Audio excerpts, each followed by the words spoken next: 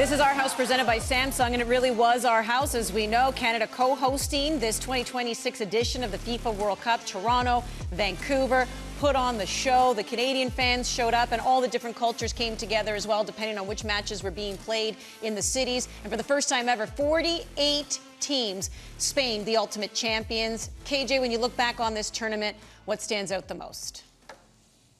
I have three things to say: past, present, and future. So I'll start with the immediate past. My journey to this day here in New Jersey started 9 weeks ago in Charlotte around the Canada camp, and it's taken me to 7 different World Cup venues, 13 different games.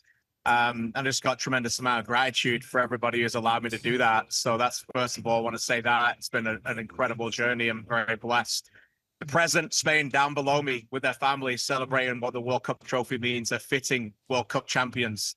1 goal conceded and an outstanding side to watch. And they'll be carrying that torch well for the next 4 years. And the future, and I can't help but think about Canada. You know, this is a unique last few weeks in this great country of ours, where we were able to welcome the world. But the most important day in Canadian soccer history is the 20th of July. Tomorrow. That's the most important day, when everything is packed away and all we have left is memories. And so many people have latched onto this sport in this country.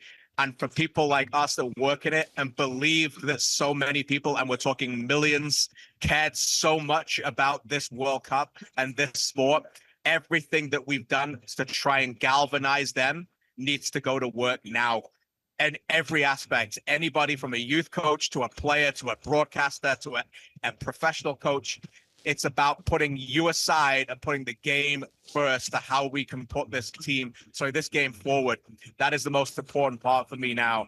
The game has given us all so much. It's time for us to give the game in Canada a lot more than they can give us. That's, for me, the next step.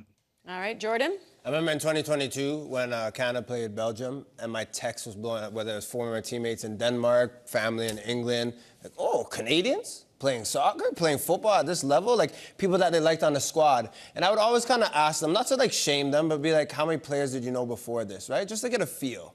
Some of them are saying, obviously, Alphonso Davies. I was playing next door in Germany. They could name a couple, right? Fast forward to this World Cup, 2026. There are players, stars, people that they watch them throughout the year, and they're like, these guys are bona fide footballers. And I just think on the world stage, the fact that we hosted it and you had, obviously, Ghana here in Toronto as well. Like, everyone that I know is Ghanaian. They were taking their brother, their uncle, their dad, and enjoying the moment. That was fantastic from a football perspective. But to Wheels' point, he said it earlier on the show, this felt like a football nation throughout the 6 weeks. Like, people were locked in. You could always have conversations, whether it was you waiting at Starbucks for your drink.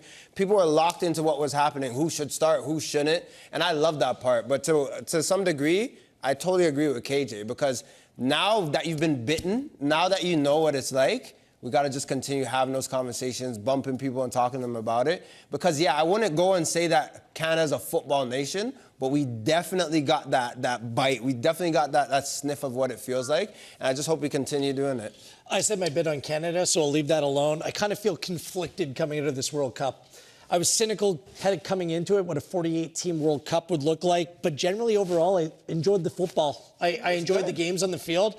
I think the players deserve a lot of credit. The conditions, the travel, they were put under it. And it was very difficult for them, and I think they performed admirably. I understand that the game always needs to constantly evolve, but a lot of the product of what we saw, it cannot be it. Ticket prices, it needs to be accessible and fair for regular fans to go out there and support the tournament. The politics involved, from the White House calling in to Infantino to get a card overturned. Come on. That's like blatant corruption. That reared its ugly head. The kickoff times. How a game like a World Cup final is not played at night under the lights. Why semifinal matches are being played in the heat midday, or quarterfinal matches in the heat midday in Miami. It's just not right. I get the commercialization or the Americanization of the game, but at some point, the integrity of what the sport is all about and how it's delivered, that needs to be taken into consideration as well, because that matters the most. please do not take the soul out of soccer as you continue to try to advance it. Well said by all of you. And you know what? It's been an absolute blast having you join us every single night here on Bet365 for the win as we went through this journey with you here, World Cup, and seeing Canada accomplish all those firsts and going all the way to the round of 16 and giving us something to cheer about. Christian Jack, Jordan Wilson, Gareth Wheeler, and on behalf of everyone here at One Soccer, I'm Annie Petrillo. Thanks for tuning in. Guys? We say adios to the 2026 FIFA World Cup.